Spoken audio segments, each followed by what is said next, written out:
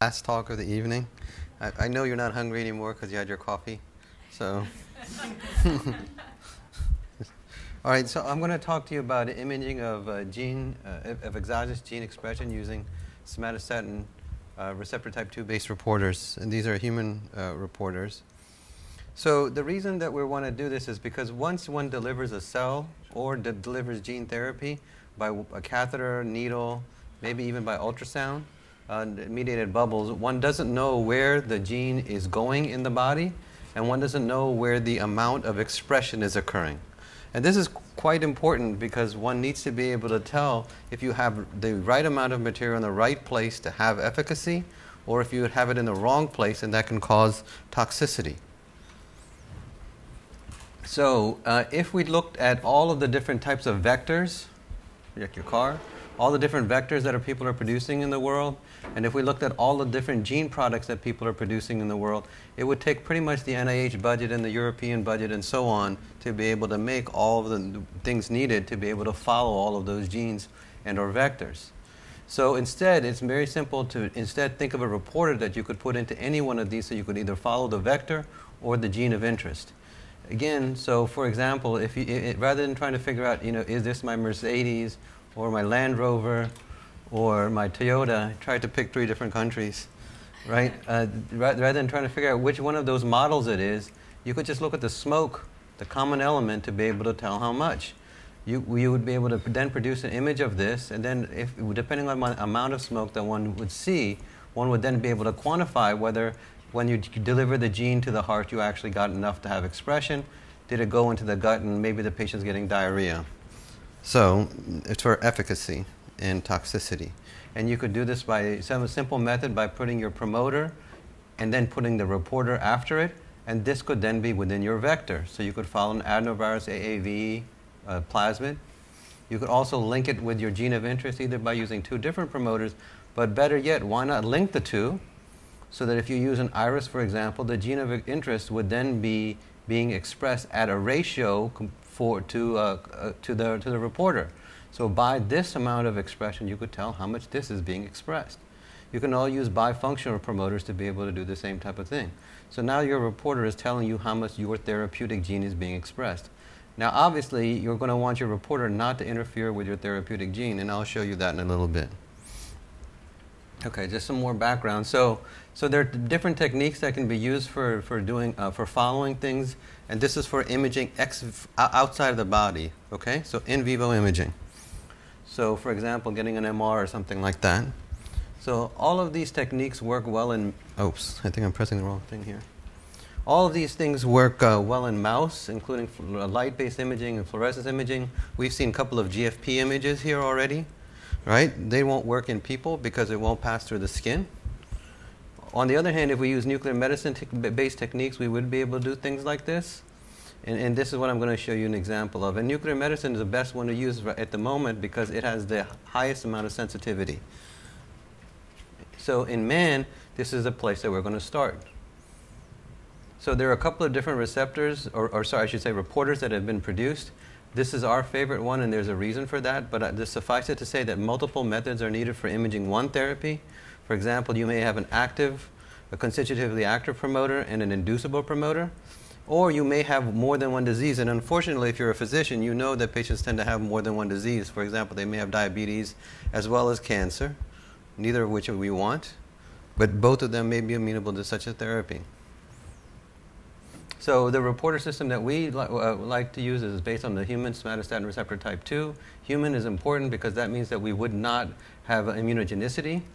We also added a tag, for example, the HA tag. And the reason that we did this is because then you can use antibodies to the reporter without having to mess with the reporter itself. This costs pennies to use for an experiment, whereas the imaging of the reporter is based on a radioactive agent, which costs about $1,000 or $2,000 to use. So you save a lot of money. You can also tell endogenous versus exogenous separate from it. So what's already in the body, you can tell that's separate from what you put into the body. So then the radioactive agent comes in. Everything radioactive has a decay scheme, so then it decays. Then you can do the same imaging again, which means that you can follow the amount of expression over time because this is only going to last a few hours or a day. So the way we started to do this, we put the gene into the cell. We looked to see if the cell was expressing. We did things like ELISAs to do so, to look for expression. This is with the antibody. We use the antibody to tell if it was in the right part of the cell, so it should be on the surface because it's a receptor. We did Western blotting to be able to tell the same thing. So everything works out pretty nice. You know you get the right size unit, and then you can add your radioactive agent. You can see does it bind to the cell, and can we make an image out of it. So here's an example where you do something like that. Here's the ELISA. Here's the higher expressor, lower expressor, and still lower expressor, your control. Here you can see it here, higher expressor, lower expressor, even lower expressor here in the, I did that wrong. Higher, lower, lower, and here's your vector control. And if you look at the correlation, you can see that correlation is really pretty darn nice. So what you see in vivo, right? What you see in vivo predicts what you see, what you see in vitro predicts what you see in vivo. Again, what you see in vitro predicts what you see in vivo, and you get this nice line.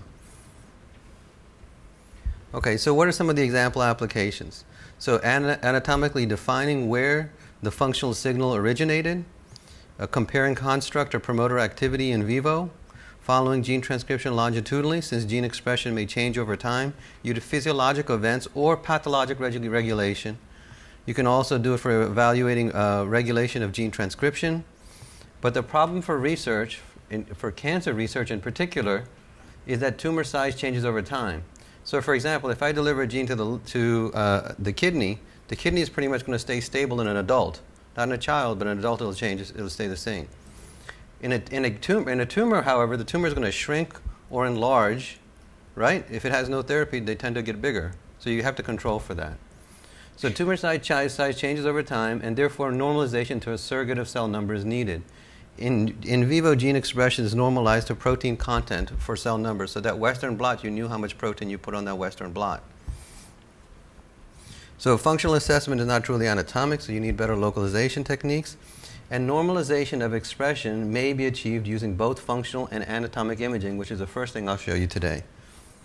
Okay, so this is the problem.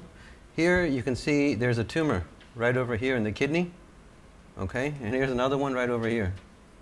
Okay, so if we looked at a signal, we would see this, and this is the body, we would see a signal like this. Okay, so we would be able to measure the size of it. Okay, so now we have the same signal now for a different tumor. Notice that this is a different size.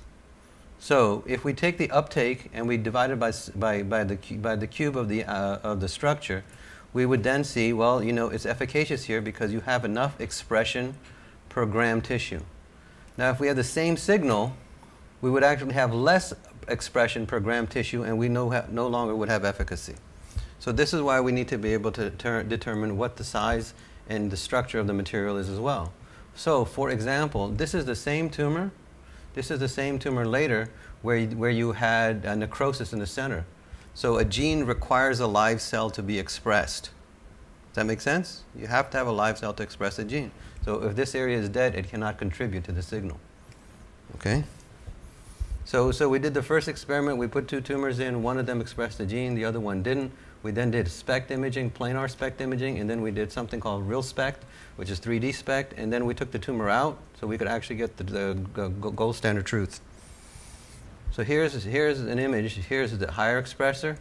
Here's the lower expressor in a planar image, and here's your control. And if we do this in 3D, we can follow it in an axial plane. Here's one tumor. Here's the other tumor. Okay, so we can separate out in 3 dimensions. Here you can see it on the sagittal view as well. And then we can see that there's two tumors on the coronal view. So now we sliced it this way. Here's one tumor. Here's a second tumor. And we can then go and put something called an ROI. We just draw a circle around it, and we can do that for all the sections that contain the lesion. And we all of a sudden are able to measure how much signal we have in that area.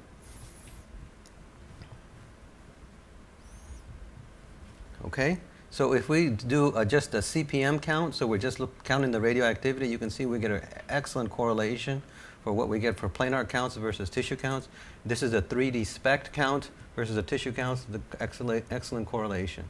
So all of a sudden we feel very, very happy, but it turns out that happiness is a little false because biochemistry tells you that function That form equals function, right? That lock and key thing that you hear, in imaging, that's not true.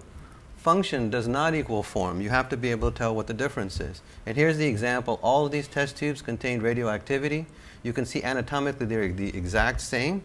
They all contain 500 microliters of fluid in them. The only difference is that they have 1 to 2 dilutions of the radioactivity. And you can see that the footprint is larger than the footprint that you get over here. And these tubes contain radioactivity, but it looks like there's nothing there. Okay? So you would say there's no object there, but you know there's an object there. Okay? So the function itself isn't giving you enough information to understand the form down here. But it's very important because this function is very quantitative. Now, so you can do anatomic imaging, and this is an MR of a mouse. This is the shoulder of the mouse, and you can see here there's a tumor quite clearly appreciated compared to the mouse. This is the spine, by the way, for those who are interested. This is the thorax right over here. So you cut the chest right over here. Okay. So then we can also do ROIs on this. Notice that this has 3-dimensional shape to it, so we can add them all up and get a volume, like you learned in pre-calculus, I guess. So here it is, the correlation that you get if you do an excised tumor weight compared to the tumor weight derived from the ROI analysis. So it's almost perfect. So we can tell exactly what the weight of this object is. So we put the two pieces together. Here's the MR and the planar imaging. Now only in vivo imaging compared to what we see ex vivo from the removed tumor. But we can see that we get very good correlation between that. If we do it with SPECT, again, we see very good correlation as well. So we should be able to quantify the image now. So you could ask, why can't I just put calipers on the tumor? Right? If it's a sub-Q tumor, I could just put 2 calipers out on the outside of it. Well, most humans don't have sub-Q tumors. They have it inside the body. So you have orthotopic locations. And notice that this arrow wasn't pointing to the tumor. It was pointing to this fluid level, because this is blood, and it makes fluid levels in blood because it settles like a hematocrit, right? And so that's why you see a dark signal on top and the more water signal on the top of that. So this is necrosis. So you can actually remove the necrosis, and then you can say, hey, what is the amount of expression? Here's vector, your negative control. Here it is with your lower expressor, higher expressor. This is percent ID per gram, all done only using imaging now. No biopsy needed. If you like to do biopsy, here's a biopsy low. This is the lower expressor. This is the higher expressor. And if you still don't believe me, here's a Western blot. Here's the vector. Here's the lower expressor. Here's the higher expressor. It's just like that picture over there. So now you can do in vivo imaging to get all of this kind of data at one time. And you can quantify it. So using small animal cognitive clinical machines, normalization of SSTR2-based reporter gene expression may be achieved using functional and anatomic imaging, which is what I just shown you. Okay, so SSTR2-based reporter expression may be quantified by in vivo imaging. Now, here's another example of this type of problem. So all of these animals over here on this side, on day 1, got the same amount, got an injection of an adenovirus. Okay? So you can see on day 1, this one looks like it expressed more than this did. And that's exactly what happens in people too. You inject something into a person, some people get a little more of it, some people get a little less of it. And in fact, if you do regular just drug therapy, depending upon how their cytochrome P450 system works in the liver, some people have less drug in their body, some people have more. So you want to be able to quantify that. So you can do that here. You can say this one actually, you're thinking, is expressing more than this one. Notice that this tumor, right, is not changing in time, whereas this tumor is. So notice in time the expression, so this is the same mouse, wanes with time, which is exactly what's happened with adenoviruses, okay? And here's another one, and it wanes with time, just like you would expect. So you would think, hey, maybe the expression is lower, but this tumor, right, didn't change in size. So the tumor didn't actually get smaller, it's just expressing less of the gene. And that's an important difference, because you want to be able to tell therapeutic effect from expression of your gene, okay? This tumor, in fact, got bigger in time, but it looks like it's expressing less. So we can, again, quantify that again using imaging alone compared to what's done when you remove the tumor. And here's what happens when you like statistics. So statistically, you'd say, hey, this got, you had less expression over time, less expression over time. And these are all of your controls. Okay? But if you're a patient, you don't care about the group, you care about me. what happened to me?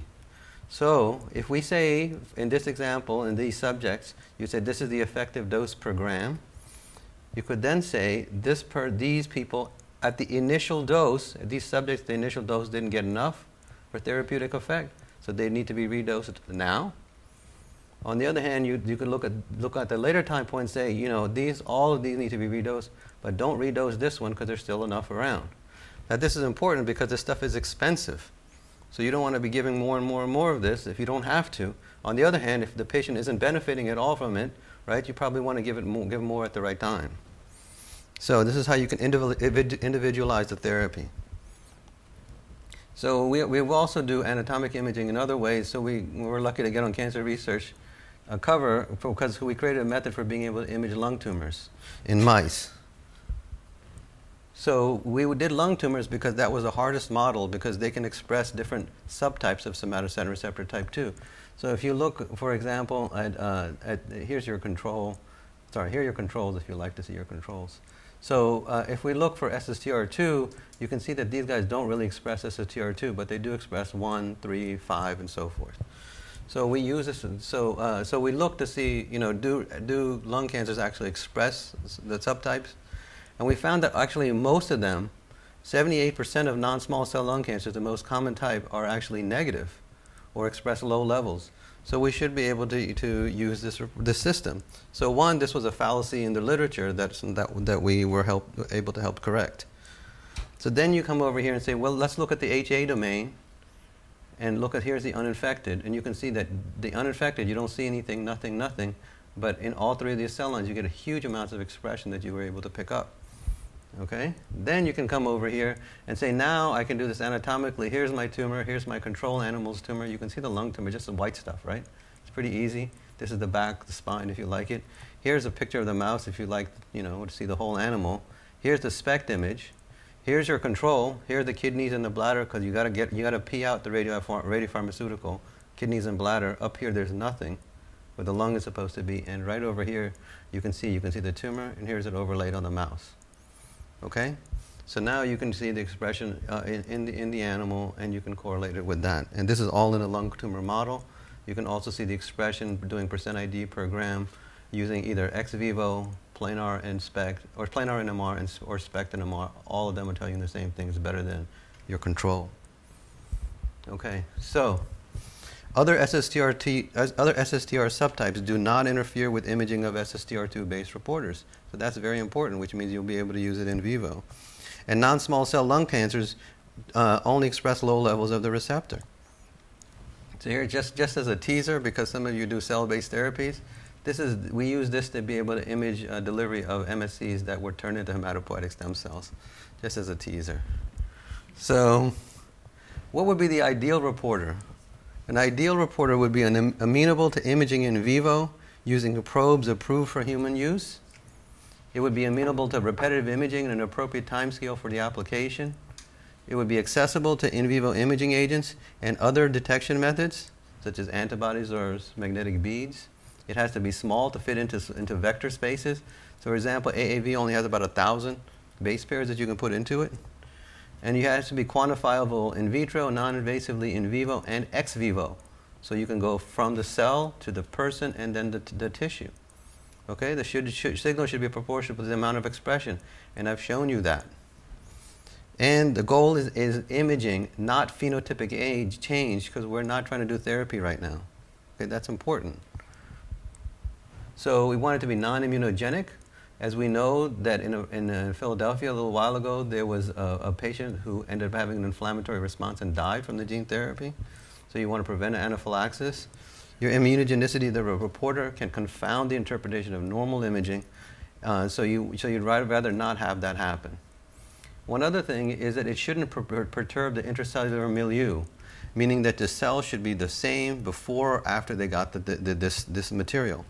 And it's been shown with other reporters, such as the HNIS reporter, that you can affect regulatory proteins, including oncogenes. And if you put two different genes together into the same plasmid, you can interfere with the capability of each. So you don't really want to be doing that either. So it should not interfere with the products of the introduced therapeutic genes. So here's another example of what that means. the reporter could interfere with the therapeutic gene product. It could interfere with the signaling downstream, or its signaling could interfere with the therapeutic gene product or downstream. And the same thing could happen with normal cell signaling. And what you want is a reporter to sit there and do nothing to either the normal cell signaling or the therapeutic gene product. That's your ideal situation. So we went and did mutations of the HSTR2. We needed to make sure we could use this domain, because if we made a mutation, we could affect the antibody that bound to the normal receptor, and then we wouldn't be able to understand what's happening with our imaging. So we wanted something that would be free from anything that we did down here. Okay, so here's a wild type receptor. You can see with cyclic AMP, it causes a reduction in the cyclic AMP by dose. Cyclic GMP, it causes an increase in production. And very importantly, it inhibits cell growth. Okay? On the other hand, if we use a signaling deficient one that we created, nothing happens, and most importantly, cell growth is exactly the same as before. So you're not having a biological effect or a biochemical effect. So here's the expression of your wild type versus your signaling deficient. You can see it's exactly the same. And here's the beautiful the picture. Here are the kidneys. Here's a signaling deficient reporter. Here's a wild type reporter. It looks exactly the same. Okay? So if we were thinking of comparisons of clinical utility of reporters that are commonly used preclinically, we want it to be small. We want it to be of human origin to prevent infection. We want it to have an FDA-approved probe, because that's just practical. We'd like it not to have any function, so it doesn't mess with the normal cell function or your therapeutic gene. And you can see that this one kind of fits the bill. Okay? So let's look at some things small, and we'll look at things large, then we'll be done. So here's some things small. Do you see this is a mouse. This is the thorax of the mouse, and this is a lung tumor in the mouse. Okay? Here's another one. Here's the thorax of the mouse. Here's a lung tumor. Here's another one. And this big thing over here is the liver. This thing over here is the heart. Over here, this is the heart. Here's another tumor. Okay? So we made a reporter. This is a promoter. This is our gene of interest. Here's our iris. And here's our reporter. So the expression of this is linked to this. Okay? You can see clearly that if we use just a reporter, we can see the lung tumor. If we use this thing, we can see the two lung tumors. If we use our therapeutic gene alone, we don't see anything. So that's a perfect control. Okay? Now just imagine this. This is only about 2 or 3 millimeters. It's not even 2 millimeters. These are only about a half a millimeter in size. Okay? So they're very small. And here's the expression levels. Here's our control. Here's our promoter. Here's our promoter with the iris. So therapeutic gene with the reporter gene. And just to make it a little, because some people like basic science a little bit better. They like the brown that you can see if you do immunohistochemistry. You don't really see that with the other two. With the TUSC2, you can see the brown here and the brown here. And if you look up apoptosis, which is what TUSC2 is supposed to do, is to cause apoptosis to kill the cell. Apoptosis is occurring. Apoptosis is occurring. Okay? And not here, because you only have your normal gene. So nothing, no TUSC2 expression, no apoptosis occurring. Okay? Okay? So SSTR2-based reporters can be linked to a second gene with expression of each. Systemic gene delivery via plasmid nanoparticle to small metastatic foci in the lungs can be imaged using SSTR2-based reporters. Now we'll look at things large, because we need to get to things large to get them into a place close enough to patients. So somebody already talked about NZY rabbits. So a rabbit is about this big, right? Huh? It's a 3 kilo rabbit. No, it's a 3 kilo rabbit. Okay, well ours are a little bigger, but ours were about that big. Okay? Yeah. So it's a small baby size, maybe a toddler. 3 kilos. Yeah. Yours is smaller than ours. I mean, we use the bigger ones, but anyway. So here's the rabbit here. Okay, this is the knee. This is the knee. This is the pelvis. Here's one tumor. This is a VX2 tumor, and here's the other tumor, which is a VX2 tumor. Now, the reason that we used a rabbit is because there are only 2 large animal models in which you have tumors that you can transplant. But this is just a problem in oncology. Okay, the two models. One is a dog model, and the problem with the dog model is that it spontaneously regresses. So then you have to give them like FK506, something to cause immunosuppression. With the VX2 model in the rabbit, they will grow and they keep growing, so they behave like a normal tumor. They also have a lot of features like an adenocarcinoma. So here's a tumor here, and here's a tumor here. Here's your control GFP. Here's your tumor that's expressing after intraarterial injection. After intraarterial injection, here it is after intratumoral injection. Okay? That's a lot more than that. Okay? And we can quantify that once again. So our question was, can we move this to and quantify it? So what happens with time? Here's at 5 days. You can see with time, even at 2 weeks, you still are maintaining good expression. And you notice, though, that these tumors are getting much bigger now. And you can see they're starting to get necrosis centrally. Okay? So if we look to see, can we quantify the size again? You can see we'll get good quantification of the size. Again, I mean, correlation is almost perfect. We go to the next thing and we ask, what happens? Does that necrosis, that central area that we were talking about, is that pulling the radiopharmaceutical? Because that could confound our interpretation, right? Things dead shouldn't express. So here's things dead. Here's things dead. And here's things dead. So there's no expression that's occurring, and there's not pooling that's occurring because of this, because there's no real difference over here. Whereas if we look at the part that's expressing, we get really good expression in the two. So this is, after infection, this is ex vivo, okay? So we look at the necrosis ex vivo, we don't see expression. So that's what we expect, right? So if we look at it in vivo, here it is again, here's our control. Here it is after 5 days and 2 weeks. Here it is if we don't control for the necrosis. Because what happens is we're getting size that's not contributing to what the expression. Anything dead doesn't contribute. If we correct for that, we can actually get it back to normal. Okay, so you can see that there really isn't that much different in expression now, although over here there did appear to be a difference in expression. And that's really why you need to control for this, because if you look back at that picture, you can see that expression was really pretty much the same, because the live part of the tumor was pretty much still the same and it was expressing the same. So we can fix for that. Okay? And if you like Western blots, here's the control, here are the two ways of doing the expression. And then if we do the correlation in terms of what we see by imaging, by what we see by ex vivo, you can see that, the correlation is pretty darn good with a correlation of 0.8, and there's a small correction factor that you have to add into this. But that's fine to do because it's a very small number that you can easily add in. So transgene expression of somatostatin receptor-based reporters can be imaged longitudinally and quantified by in vivo imaging alone using clinical machines. Areas of necrosis do not pull the radiotracer, but instead have background levels of uptake. And morphologic analysis can be used to remove areas of necrosis, which confounded quantification of reporter gene expression by live cells. And we can now tell you that if you do intratumoral or intra-arterial delivery, that your results will be similar in terms of getting expression. Now, I'm going to add a teaser. If I get to talk to you next time, I'm going to show you a way of being able to make intra-arterial delivery even better. But that'll be the next talk. So radiolabeled octreotide imaging, so this is an example of nature.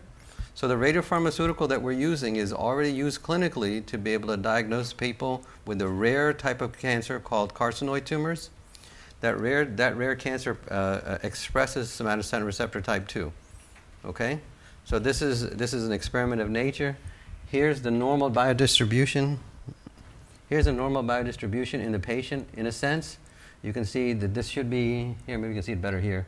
The head of the patient, these would be the shoulders of the patient, these are the legs, right? This is the abdomen over here, okay? You can see very nicely that this is the liver, right? These are the kidney, this is the spleen, and these are the two kidneys, and this is the bladder. So anything you put into the body of a patient has to come out of the patient. So it comes out through the liver and the kidneys, and you pee it out, okay? That's just normal. If you look in the liver right over here, you see that dot there? Right? And if you turn the patient around, you can see the dot in the back. Okay? That's a carcinoid tumor that overexpresses SSTR2. So that gives us confidence that what we're seeing, everything going all the way up to the rabbit, should be imageable in a human being as well. And that's the end of my talk. Of course, there are many, many people to thank who did all of the work over here, and including our funding agencies who helped us to be able to do this as well. You know, no man's an island. So I'd like to thank you for your attention, for giving me the opportunity to speak. Thank you.